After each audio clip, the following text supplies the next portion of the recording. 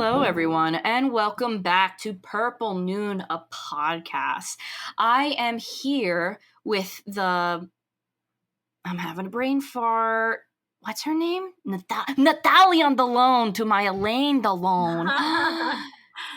Savanna Lanausse. Hi. What a very... Hi.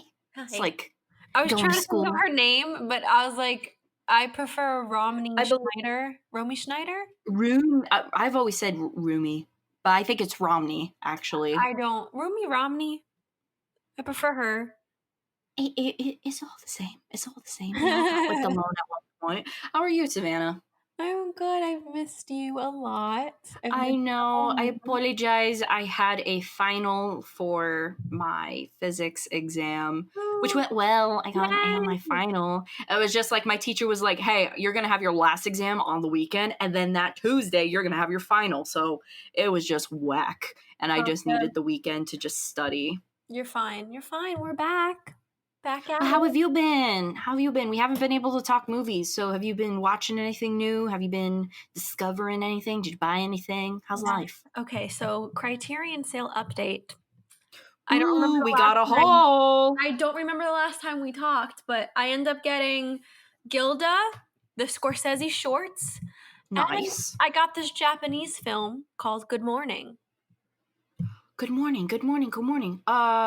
It's got like the art cover is like two cartoon boys. Yes. Ooh, I was actually looking at that. I was contemplating on doing another buy, but like my bank account was like, nah, dude, not this month. But yeah, is that an Ozu film? Yes. Oh, look at me. I haven't watched it yet, but just based on the summary, I'm very intrigued. Yeah, I've heard a lot about Ozu, but I have yet to watch a film from him. I was debating today. I checked my Barnes & Noble cart because, of course, I got that email that was like, last chance. And I'm like, oh, cries. So in my cart, I had Cold War because I've always wanted to see that movie. That was the one that was nominated for an Oscar. Oh, yes. I want to say 1 or 2 years ago, 2 years ago, probably. And then I also I found an old Roman Polanski film. It was like a DVD Criterion. They don't have it in a Blu-ray. Oh. And it just looked interesting. And I believe it was called Knife in the Water. But of course, I waited on it and I lost it. It sold out completely. So if anyone has seen that though, it looked interesting. It was a weird cover. And I didn't know that there was like 2 Polanski films. I knew that there was Rosemary's Baby, but I didn't know that was in there. And I'd never heard of it. So I was like, ooh, what is this? Interesting. I've also been buying controversial films left and right. I saw. I was going to ask. I made a post. Okay. Dude, I don't even know who that dude was. And they were like, this is depressing. And I'm like, yeah, I was just in one of those moods, you know? He's like, I getcha. I don't know who that is. You gotta watch a funny movie. Dude. You gotta tell me how Come and See is because we're watching it in like 2 weeks. Oh, that's right. I forgot. We're watching it in 2 weeks. I put it on the list. It's on the channel too. But I know I'm ready. In our Criterion group, a lot of discussions. So it looks like a phenomenal film. That's one of the ones I'm most excited to see. I also got, so I think I might have mentioned this last time, but in addition, I had got the Come and See. I had got Breaking the Waves. Yeah. Non-Criterion, I got The House That Jack Built. Because I did discuss my mom being like totally cool with the movie, which was weird. And then I also got some other controversy. Oh, I got The Night Porter. And then I got from the Warner Brothers, because Warner Brothers was having, because we did we split, because we're smart and savvy. We ended up splitting the 4 for $40 deal. So me and her got 2 movies for $20. Which I will give you tomorrow, by the way. Yay! So Savanna, what did you get? You got Cat on a Hot Tin Roof and I got Who's Afraid of Virginia Woolf. Nice. I got another Liz Taylor film. I got Reflections in a Golden Eye. Oh, and I heard of it. Yeah. Yeah, I'm excited. And I got, don't know why this was included in the archive sale, but I got Dancer in the Dark. That's Warner Brothers? Yeah. Wow. I don't know why. I was surprised. I was like, because there were some movies that weren't, like, I really wanted to get another Brando film. I wanted to get Mutiny on the Bounty in Blu-ray, but they were like, nah, fam, it's not a part of the sale. And I'm like, what do you mean? So when I was looking around, I was like, let's see if they have any Lars. And they did. So I got it because it was on sale. It was like 50% off. So I They was like, worked with our best friend Lars? I guess. But our best friend Lars. Well. But yeah, like I was very surprised. I was a little bit upset though that Mutiny on the Bounty, because I didn't know that they had it in Blu-ray. That's a beautiful film. I was like, oh my god, Brando Blu-ray. I think I saw it at Barnes and Nobles. You know what? I'll pick it up for I you need to next get time. it. You're so sweet. I love you. Thank you. I saw it. That's the only place. Because Warner Brothers was charging $20 for that. What? I'll get it with my little B&N discount. I got you. Thank you. I saw I'm so happy now. I swear. I'm so happy. I've always wanted to go. I think that island was filmed off the coast of Tahiti. And so ever since watching that movie, it has been my dream to go to Brando's Island, the island of Totaro. Yeah. I remember. And stay in that ridiculous hotel that, who knows, is it still around? Yeah.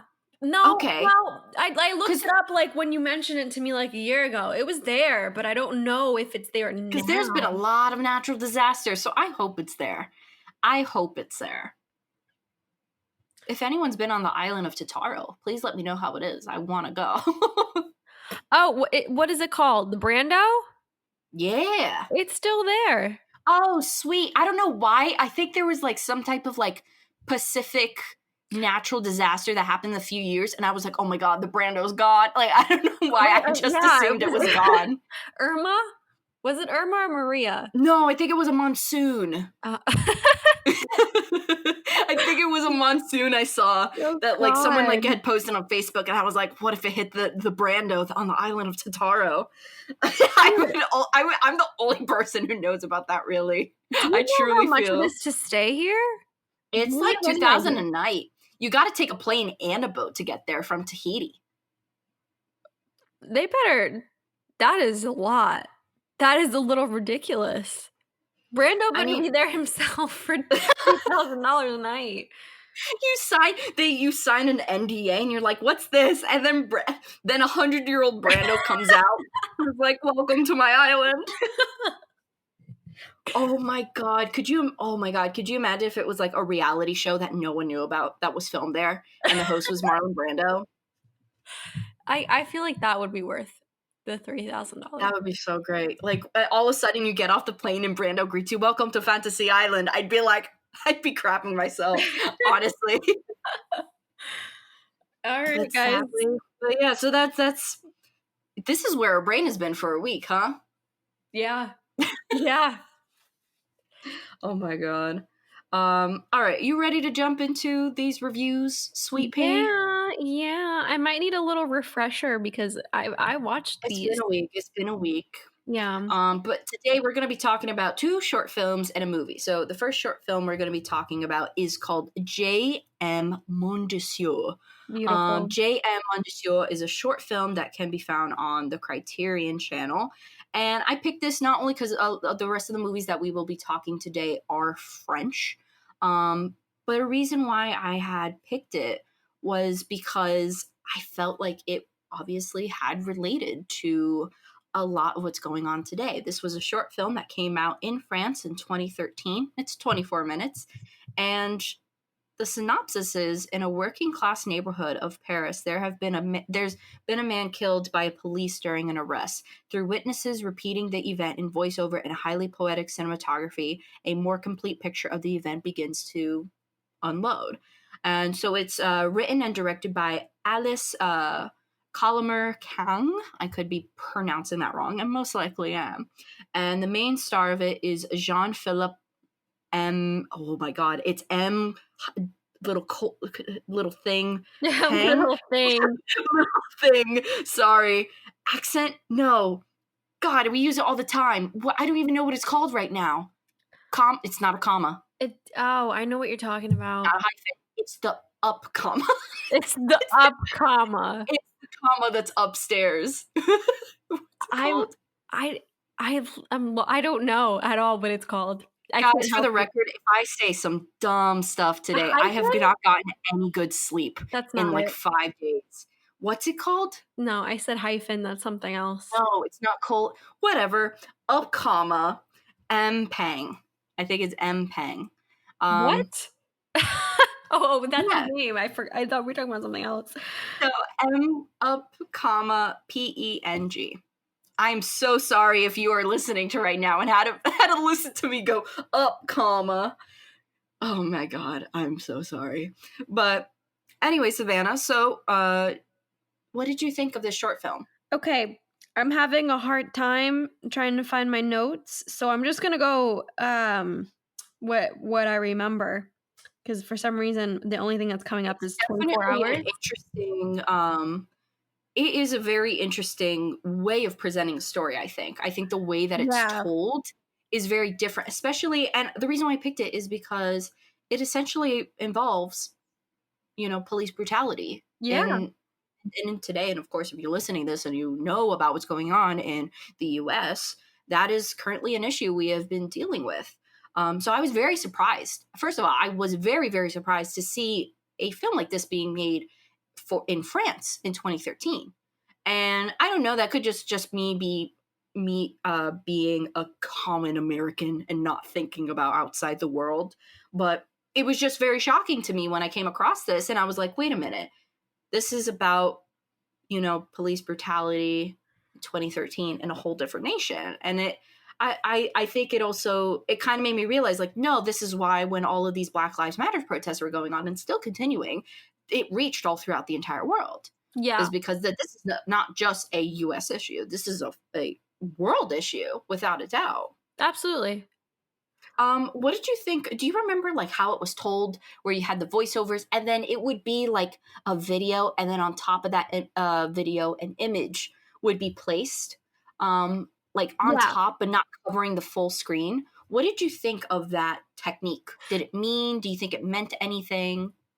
I think it was a very unique way, like you said, of telling a story. And I feel like as these people were retelling what they saw, maybe that was the image that popped into their head. That's kind of what I thought that Gotcha. was. Yeah. One of the things I think this film does fantastic, it actually reminded me a lot about, do you remember that case? The Kitty Genevieve case? It's ringing a small bell, but I can't fully recall. So basically, this woman gets murdered outside of her apartment building, and 90 of her neighbors saw and didn't say anything. Not just for Wow. the people that didn't say anything aspect, but the fact that there were so many witnesses to this, and how a certain situation could be so different in everybody's eyes. And I really, really, really like that part of the story, because I think we need more movies like that. Mm-hmm. I think it's always interesting to see how the story changes with each person. However, a negative for me was the lack of visuals, believe it or not. I could see that. I could see that for sure. I think it Yeah. was because you had these images where you had a video of a scene and then had a picture of that same location just at a different view. So it didn't really give necessarily in terms of visual a lot. It Yeah. really didn't give a lot. It was mostly focused on the dialogue, and I thought the concept of like showing like what everyone sees and then versus showing what the person who is retelling what they saw sees. I thought that was really good, but I thought it could have also been a little bit more revealing. Yeah. I didn't get a lot from the photos, and I agree on that. And I do have a pro and con about this short film, and it goes both ways. One, it was very eerie to me how nonchalant everyone was, Yeah. but in that sense, and it made it creepy in my eyes, because you have all these people talking about a The young murder of man's this. murder, Yeah. and it everyone is very calm, everyone is very nonchalant about it, and just kind of seeing what they saw. And I think that adds like a creepiness to it, but I also think it takes power away from the situation because Yeah. you don't see that influx of emotion that, and I think it's also because me and you are living in an area and in a time where all you see is rage and emotion and so many different ways to convey the anger of what's going on in the world. So to see it through a very calm perspective, um, kind of added like a real creepiness to it, but also I felt at some points it kind of did take away from the overall meaning behind it. Yeah, I agree. I So definitely think it's worth a watch though. It's no, 24 yeah. minutes on Criterion. I think it could have been better, but at the end of the day, I think the message was still there and it's still very prevalent. And I think Exactly. obviously it is so entirely important today as well, especially like even though that is France 2013, that is very relevant today to the US in 2020. Yeah, and I think the fact that it shows you it from different perspectives and different people and the way they think of Hmm. the situation, I think that's important too, because you assess what really society sees when something Yeah. like this happens. So I enjoyed it. I agree with you though. It could have been better. What do you give it for a score? I'd give it a 7 out of 10 just because I felt like the message was there, but it could have been heightened more and it could have been um, a lot more powerful. Yeah, 7.5 for me. I agree. I think I've also noticed, and then also because all the films that we're talking today are French films, I'm noticing that in French cinema, um, that a lot of things are more subtled. And in terms of emotions, you don't I don't see a lot of French films that have high raging emotion, you know? Like a Yeah. lot of like French films I've seen, what from the Criterion, from whatever it may be, are more mellow. And the point gets across in a different way, like not necessarily emotionally for depending on what the story is. Have you ever noticed that, or is that just like No, yeah, and it's been a theme in a lot of the movies we've seen mhm. that are French. Okay? So, Savannah, do you want to lead us into our next short film? Yeah, of course. So our next short film is called 24 Hours in the Life of a Clown. The actual title is in French, but I don't want to attempt to do that right now. 24 hours de la vie d'un clown. Yeah, That's so not it. I mean, that was better than I would have done. uh, So basically, it's this. The summary is a day in the life of Baby the clown, filmed between shows at Circus Madrano. I'm butchering this. you're good. You're good. At home and in the streets of Paris with his faithful partner and clown. I don't want to say that name either. I would Um, just guess mais. Mais, Bebe Mais. There is no cast credit. It literally just says Baby and Mais from IMDb, and the voiceover credit goes to Jean-Pierre Melville. Hmm. And that's the summary. Yeah, that one is also can be found on the Criterion Channel as well, and it's about 20 minutes. It's 18 minutes, and it is just like J.M Mondesir is considered to be more of like a documentary short film. Savannah, what did you think about 24 Hours? And I picked this one because the next movie we're going to be talking about is Les Samurai, which is a Jean-Pierre Melville film. So, what did you think of 24 Hours in the Life of a Clown? I'm just gonna put it out there that this subject matter didn't age well. And it's actually very refreshing to see a movie about a clown that's normal. Because I think all of us living in the 21st century, living now, we've only been fed clowns are crazy. The man behind the mask is a murderer. It the clown Pennywise.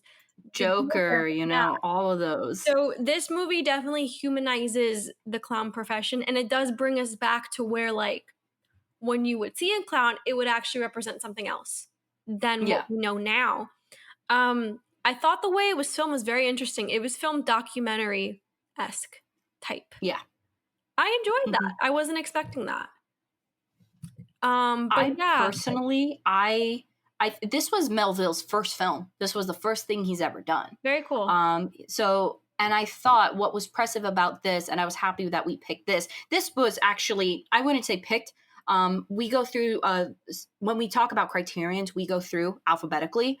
And so we're still technically in the numbers. So this was on the list. So, but obviously it's a short film. It couldn't just have been standalone. So I added the French, the newer short film, and then I added Le Samourai. Mm-hmm. But I was very impressed for this one because you can already see Melville honing in on his strengths as a filmmaker. And one of the things that we do see is, coincidentally, we see a man in a trench coat, and you see his beautiful, noir-esque silhouette. And I was like, hey, he was already on the Le Samourai path way before he got there, which I thought was really cool. And I thought that it was a really cool way to see, really just from the get-go. I mean, it's very well made. Yeah. For a black and white film, I believe, from the 40s, very well made in terms, 46. In terms of the angles, in terms of how he picked and, their narration, it's very well made. But like you said, it doesn't age well because of the person it centers around and his beliefs that he goes into detail about. Yeah. So Bebe he says awful things about women, especially his wife. Yeah. Like, he doesn't sleep in the same bed with his wife because it's like, oh, showing her who's man. She's got to, he's a circus clown and she's got to make all the food. She has to do everything right, blah, blah, blah. Like, and it just like, when I got midway, I was like, I do not like Bebe. I do not like him at all.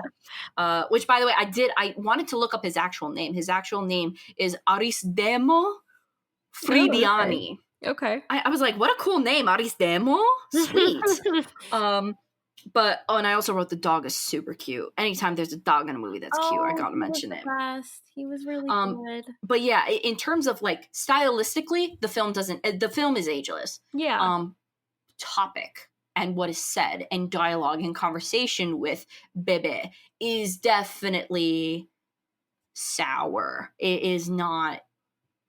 As a woman, it was not fun to listen to. I was like, all right, whatever. I mean, I still watched the entire thing, but I was like, this guy kind of sucks. Yeah, it was just, and it wasn't like, oh, like a mentioning in passing. Like, oh, dude, this guy was like, no, you got to keep a woman in line. You got to do this. You got to do this. Which, yeah, I get it. Those were the times. But still, it still, that doesn't mean that this aged gracefully, No, it definitely didn't age gracefully. No, and I can see why, despite being a Jean-Pierre Melville, why this falls through the cracks because of this. Because I've never heard of this film until it popped up on the Criterion, and even when I was looking up like on Letterboxd and stuff like that, there's barely any reviews of it. There is, there's not a lot, and so I could see why this falls through the cracks. But it's a shame because really the filmmaking is gorgeous. It's magnificent in this film. I even was at some point, I think because it was his first film too, I was, even a little bit more impressed than the film that we're going to be talking about in terms of filming, considering that he was a first-time director. But yeah, I think it's it's still worth a watch if you're a girl, or I think anyone doesn't want to really listen to that.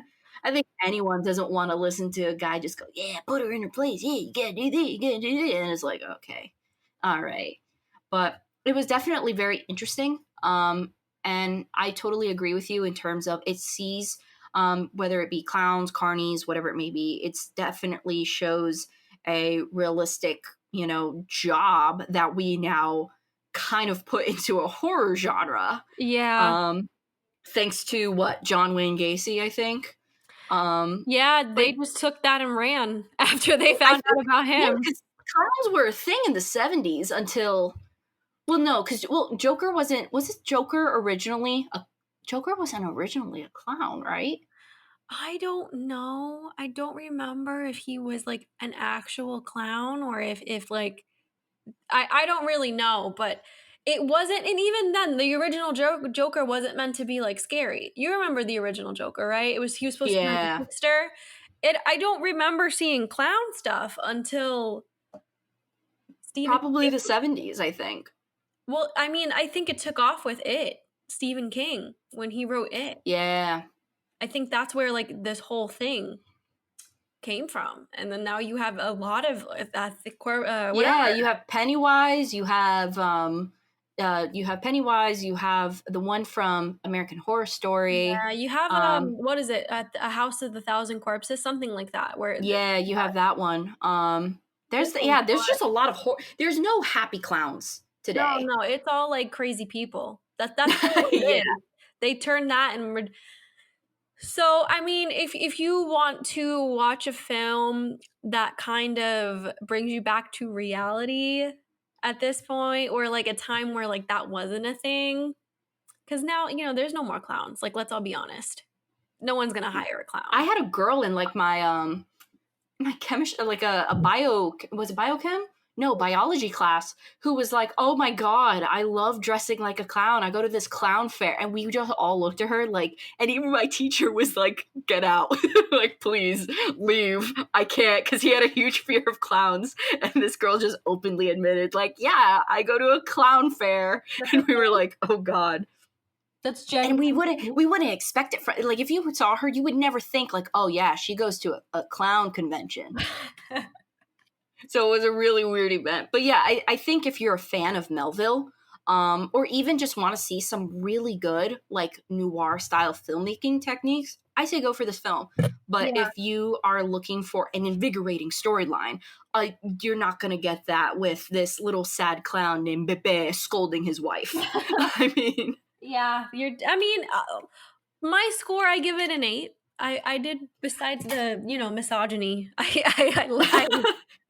besides the hit of misogyny, I thought it was pretty good. I like the different vantage point you get with this film.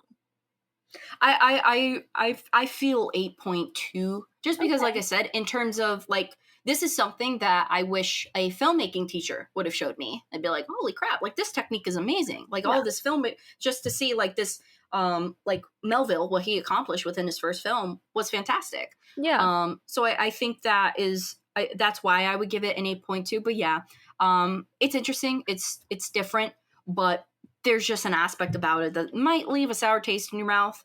But yeah, overall 8.2. That sounds fair. Sounds fair. I agree. All right, now we're gonna talk about the Mac Daddy out of the three, Le Samourai. Which, fun fact, if you've listened to me, Stephanie, before, you got a review. You know I've done little reviews on Le Samourai before. So I was thinking of like, because I think I did it about 3 or 4 years ago, and I was like, man, I have that Le Samourai video, which I was surprised. Like, I woke up one day and I got like 1,200 views. I was like, who wants? At the time, I was like 16. I'm like, who wants to listen to a 16-year-old talk about Le Samourai? But okay. If you're interested, I mean, like, I do like little clips and stuff with it. If you want to see it, I'll have it linked down below. But essentially, I'm going to say the same thing. But for those of you who do not know, Le Samourai is a 1967 film written and directed by Jean-Pierre Melville. And it stars Alain Delon, Francois Perrier, and is it Natalie or Nathalie? It's Natalie. It's Natalie. Okay. The French accent, I think. Yeah, but it's Natalie. Okay, Natalie Delon. And it's after professional hitman Jeff Costello is seen by witnesses, his efforts to provide himself an alibi drive him further into a corner. Now, this film, what did you think about it, Savanna? This film is superior to a lot of movies that we've done so far. And I'm going to explain why. I won't go because I want to hear your perspective as well, but I think that Melville did a fantastic job at taking his inspiration and doing something completely on his own. Meaning, this movie is clearly inspired by Japanese cinema. The samurai. Yes. Like, it's called the samurai. He's not trying to hide it. Mm-hmm. But he takes this code, he takes this this genre of film, because you have Seven Samurai, you have a lot of Japanese movies are about the samurai. He takes it, he puts it into this character that is just so complex, and he makes a totally different film. And I think this film is the baseline for a lot of movies we see now. It is And a credited. lot Le Samurai is credited to be one of the most influential films of all time, with at least 10 directors when they've made a movie citing Le Samurai as their inspiration. It is considered one of the biggest films in terms of like directing history. It is considered one of the biggest. and you see that and unfortunately, this movie does slip through the cracks because of its age and because of the fact that it's foreign. But if you Mhm. watch this movie, I'm telling you, can identify at least five modern movies just by watching the dialogue, certain scenes even. Mhm. And I think this character, the main character, I think he's probably one of the best characters in cinema history because of how complex, and how his view on society and humanity kind of drives this mission he has. You have Mhm. a character that is a hitman, but he takes no joy in being a hitman. Yeah. Where you have the modern hitman that's like all he does, he's like the super cool action hero, and you have this guy that's kind of like, this is the only thing I'm good at, so Mhm. this is what I'm gonna do. Um, Before I ask for your opinion, I really Mhm. like the opening of the movie, Cage Oh Bird. yeah, just him in the bed with the little birds and the tweeting and the All you need to and know then him about the going movie. down and Yeah. with the keys and fiddling with the keys. Within the first 5 minutes of the film, you get a sense of what the film is going to be like. And I truly think Le Samurai, if anyone, if you have never seen a foreign film before, if you're not a foreign film fan, sit down and watch this movie. Yeah. It really is, like, in terms of foreign films, it really is the epitome of foreign films. It is absolutely stunning. It is fantastic. It is a little bit slow paced, but it's still interesting. It still keeps you going.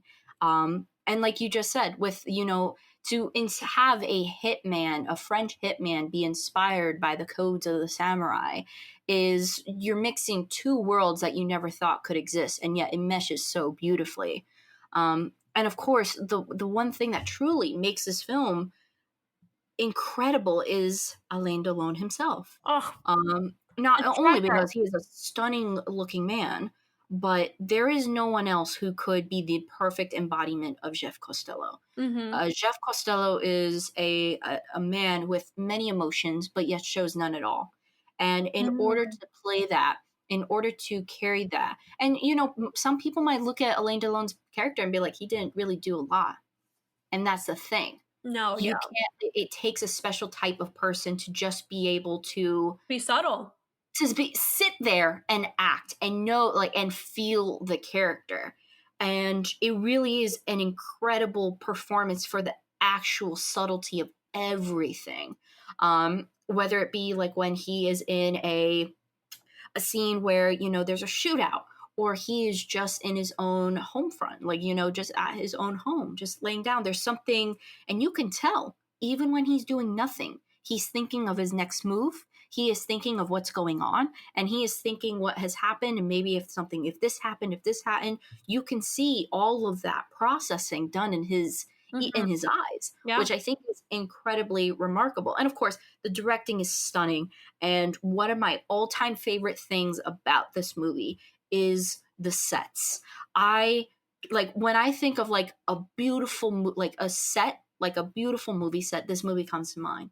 That bar is a stunning scene. Like, and I love, Yeah. like, so this I get from this film World on a Wire vibes. I Mhm. love the way the sets were constructed in Le Samurai. I think the bar scene with the dark blacks and Yeah, the yeah. grays and the silver was just stunning. And all of the sets were very cold, were very they weren't warmth. They were definitely exotic looking, and they were like, oh my God, like it was captivating, but there was no warmth. Every scene that you saw was almost as professional, as stoic, and as cold as Yeah. Jeff Costello himself, which I was like, oh, chef's kiss everywhere. But I just think, so do you have any parts of this film that particularly stand out to you and that just make this film so good in your opinion? Well, okay, a few things. When you Mm-hmm. were talking about the setting, one of the things I really appreciated with the movie is that it takes place in Paris, right? Mm-hmm. And but Paris is not very pretty in this movie. Can we just say that? And Yeah, I no, it's love realistic. It's not, you don't see like the Eiffel Tower, you do not see like, all of like what people go, oh, Paris. Like, no, you no, see yeah. what it looks like. And correct me if I'm wrong, but like when movies are made in Paris or are surrounded by Paris, they really cash in on being in Paris. Mm-hmm. Movies like the Before trilogy, one of the movies takes place in Paris. A lot of movies that take place in France, they really bank on the fact that like, look, we're in Paris and look all this beautiful stuff. And I'm not complaining because I my dream is to go to Paris, but Mm-hmm. that was kind of one of the things that were striking to me. And you are seeing Paris and France through the eyes of Jack, and I thought that Jeff. was Jeff. Is it Jeff or okay? It's Jeff Costello. Jeff. Okay. Don't know where Jack came from. I apologize. Sorry, guys. No, You're good. You're you good. do see Paris through Jeff's eyes, which I thought was brilliant because Mm-hmm. obviously to this person that's miserable and is very empty in terms of his life. He's not going to look at Paris as this fantastic, beautiful place. Like, no, it is going to be dreary and it's just going to be there. It's just going to be Paris. And I appreciated that a lot. Um, and obviously, the ending of this movie is Yeah, the ending superb. of this movie is and it's also very debatable.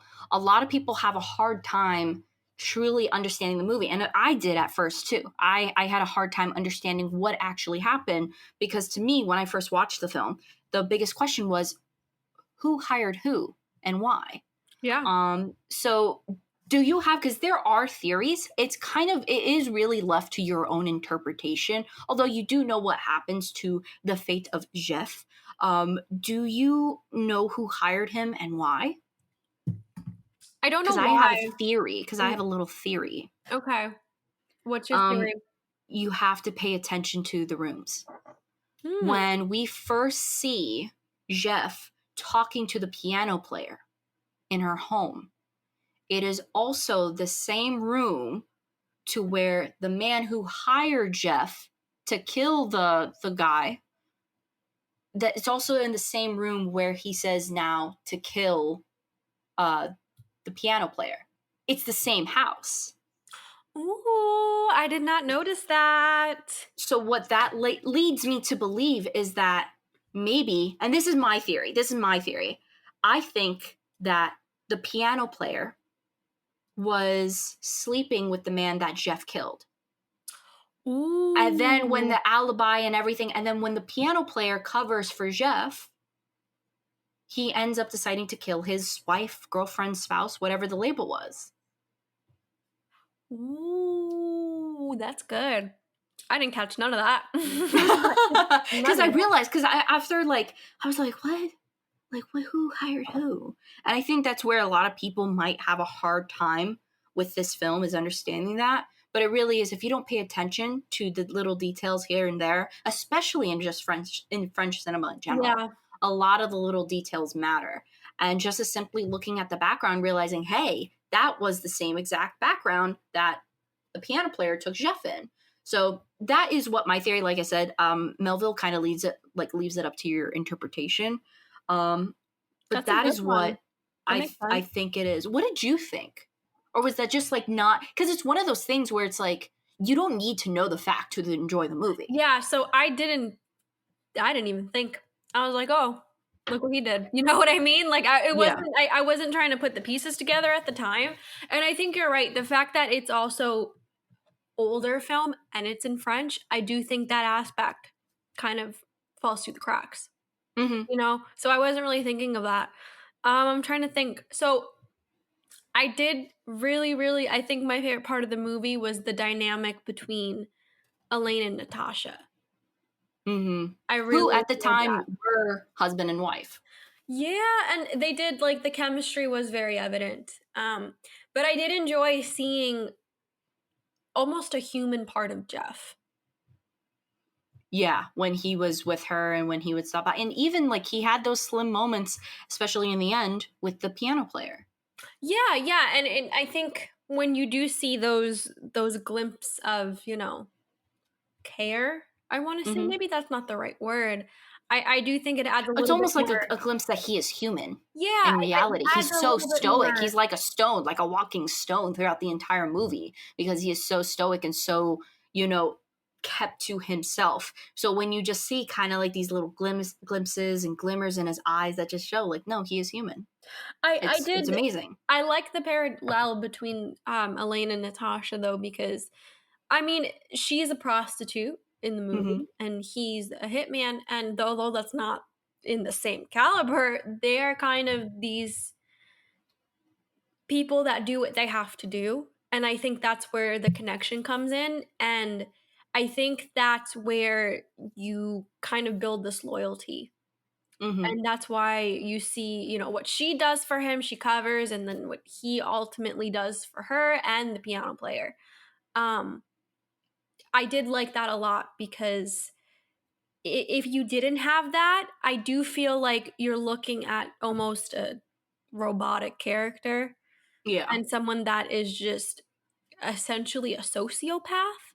Um, but because you have this he has this code, I feel like that's where it highlights a lot in his relationship with Natasha and eventually what Hmm. the piano player. Um, he has this code and he does respect the loyalty, the whatever relationship they built, however they built it, and I really like that. I enjoyed that a lot. That was probably my favorite part of the movie is just seeing them two and what they ultimately do for each other. Hmm. I really like the scene of interrogation where you just have them go through and just that one suspense of like because we knew the piano player saw him. Yes, We knew that from the beginning. fantastic And so scene when they too. would lock eyes and then she'd be like, "No, I never saw him." We'd be like, "What?" And then but they were interrogated several times. So you would like kind of like have like this catch in your throat and you'd be like, "Oh my god, is she going to say it like this time?" Like, "No, I recognize him." Because all of the other people flipped like all of them at Yeah. first said, no, we don't recognize him except one person. And then in the end, it was almost all of them said, yeah, we do recognize him, except the piano player was the only one who was constantly consistent. So I thought it was I loved how that scene was filmed, especially when they switched the trench coats and the hats and everything. I So thought that was good. really interesting. So good. The scene where they just lock eyes after he's killed somebody. And like I'm going to go back to this for a second. The Hmm. idea of a cool hitman, the idea of a certain, like, what we see in the movies, this guy that's so certain of himself, that, the guy that has it all under wraps, that comes from Elaine. Yeah. And I think that's amazing that nobody talks about that. That He all those truly action defined, characters like, you see, that's oh my god, yeah. He defined the concept of sleek, of, being sleek on cinema.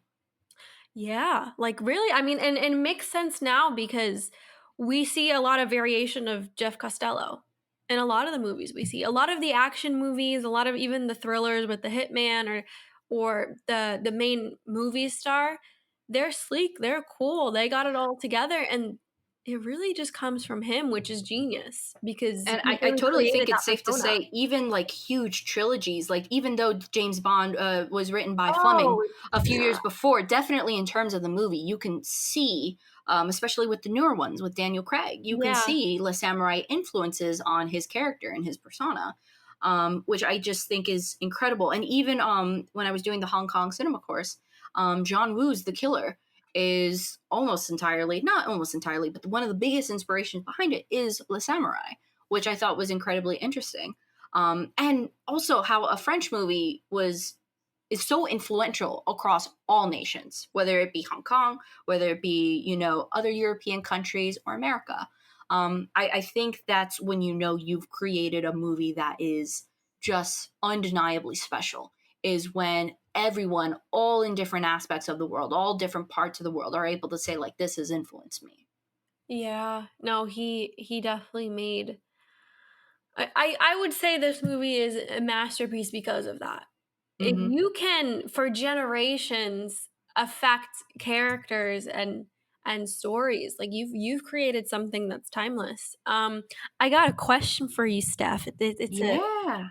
do we who do you think is, I don't want to say the better character, but Tom Ripley or Jeff Costello? Ooh, in terms of like Alain Delon performances? Sure. Yeah. Ooh. It's hard, right? Because I was thinking about that. No, it's very hard because I think it's tough. It really is tough because they're two very different. Although he both is like skilled in subtlety, you definitely see a lot more in Purple Noon and a lot more variety in Purple Noon Yeah. from Delone than and as compared to Le Samurai. I think because of that, I love emotional characters. I love characters that are always like you give me like I love like Sunset Boulevard type of characters. Like I'm ready for Oh. my close up. Like I love exuberant, characters like that. So I would have to say Purple Noon, but I mean it's like 0.001 away from Le Samurai. What Yeah. did you think? What would you say? I think it's hard because in a way, I do think he uses some of the same techniques in terms of like he's sleek, he's cool, like he's the man Mm-hmm. of both movies. So I think in terms of that, like it is a tie in terms of like coolness and like Mm-hmm. subtlety. I do. Oh, I I guess I gotta go with the crazy. I gotta go with Tom Ripley because, like you said, there's a lot of variety, and I think his acting really shows in Purple Noon. Like, I think Yeah. his range. I think Le Samurai shows his specialty, but I think Purple Noon shows his range. Yeah, and he's a fantastic actor. We can both agree on that. He's like he created a whole character, really. He created a genre. He created a little subculture Yeah. with him as all these different characters throughout time. Now, let me ask you this, because we live in an age of remakes. Mhm. And although I'm sure we wouldn't want to see Le Samurai be remade if it was possible and if it was going to happen, do you think it could be done and with who? I don't believe in making, and I we've talked about this, and I know you feel the same way. Movies that are good on its own. If you want to make a Yeah. bad movie, yeah, whatever, remake a bad movie. But Yeah, just I, like how I want Warner Brothers or Jack Nicholson, who actually owns the rights, to give me The Passenger, because I oh will yeah, give all the justice to that movie. yes. The thing about The Samurai is I see two things happening. One, I don't see anybody surpassing Alain Delon. And I'm not saying that because, the original's always better. No, but we did see it with Tom Ripley. We did see it Yeah, with Purple Noon. We did see like I think the actor would just create his own thing. I don't think you could ever do it in a way that's better than Alain Delon for a lot of reasons. He created it. He created it. There's yeah, no making it your own. And the thing about Le Samurai is I could see people if you remake this, I could see people being like, "Oh, we've seen this 1,000 times in 50 yeah, movies." I don't think you would have the same appreciation for it because of the fact that like it was the first, and it's done it way better than a lot of movies. But you put that out in 2020, people are going to be like, "Oh, I've seen this character yeah. before." People are gonna be like, "Oh, this sounds familiar," without even realizing where. At least most people won't realize where it's coming from, and that's Right. Le Samurai. I was just thinking like, if this movie could be made, like, who would I like if I was, in charge, like producer. Yeah, yeah. Even a movie like this, I mean, I would love to direct, but I don't even think I would pick myself. As vain as that sounds, I don't even think I would pick myself, and I don't even know who I would pick to handle Yeah. something like this. If I wanted to see it being taken in a different direction, if I wanted to see like Le Samurai reinvented, um, I would, I could see Nolan and Pattinson. Okay. I I could see that, but it would have to be different time period. It would have to be, because you can still take the, like, Hitman abides by the code of samurai, but I wouldn't take it in French. I wouldn't make it in France. I would make it in England, give it a little bit of a different background, a little bit of a different flair, and then I would be like, Nolan, Pattinson, go at it, you know? You know what might be a good idea, though? What? Like a TV show. That I could see working. To be different, because like I said, I don't think the movie would get very far, but you make that into a TV show and you just follow him around. That could work. That could work. That could work. That could work. Another, in terms of keeping it like in terms of like nationality, French. There's an actor named Louis Garrel who I could possibly see him. Who's that? Who's do it? Been in? I don't know. Okay. But I know him. But his name is, I know him because of he actually did a Criterion video where he went into the closet and he picked out some movies. Okay. And I just from that and kind of seeing his mannerism and stuff, I was like, you know what? Maybe he could. Maybe. But it's all just maybes. I hope they don't do a remake of this. And I think they won't. I really think they won't. And I really hope like Hollywood wakes up and goes, hey, let's stop remaking good stuff. Let's go back, pulled all the movies that bombed in the past, and just spruce those up. Like, try again, yeah. Yeah, like, just do a redo. Like, especially, like, with all of those movies. Like, there have been so many good movies. Like, especially, like, and I'm thinking, like, of stuff like Mutiny on the Bounty. Like, thinking about, you know, action films and stuff like that. Or rather, adventure films from the 50s and 60s that could have been done well. But at the time, like, even just thinking, like, I don't know why Brando is just still stuck in my head. There's definitely a lot of stuff where it's like, yeah, I didn't need to see Yellowface Brando. Can we remake this and, like, do this over again? Like, stuff like that. Yes. I am all for doing that. But, yeah, I think you're totally... I guess we're giving it 10s, right? There's no... I mean, I'm giving it a 10 out of 10. What are you giving it? It's a 10 out of 10. It has to be. Because of everything. I couldn't even find... Obviously, it's going to be a slower movie, but... Slow burn, and the lack of dialogue can create plot holes if you're not watching, if you're not fully immersed in it. But I think it's one of the pinnacles of cinema. Like, this is... Like, 24 Hours in the Life of a Clown, this is something that I wish was handed to me when I was learning about film. I'd be like, hey, you should take a look at this movie. Because it was kind of like mentioned in passing. And it was like, oh yeah, Le Samurai is very influential, but it was never fully discussed. No, and I agree with you. Even in our little Criterion group, even in discussions there, you don't really see this movie come up a lot. I think they just came out with a Blu-ray only a few years ago, too. Yeah. So it's not like it's been a Blu-ray on for a while. I think it just came out like 2 years ago on Blu-ray available.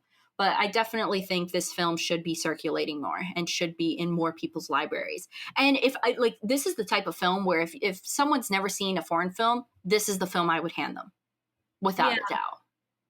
Yeah. This is the film I'd be like, oh yeah, dip your toe. You can see what the type of pacing is for some of them, especially French cinema, but try this one on for size.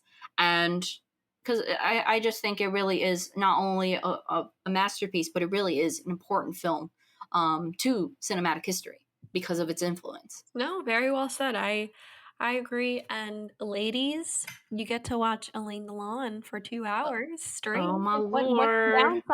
What's the downside?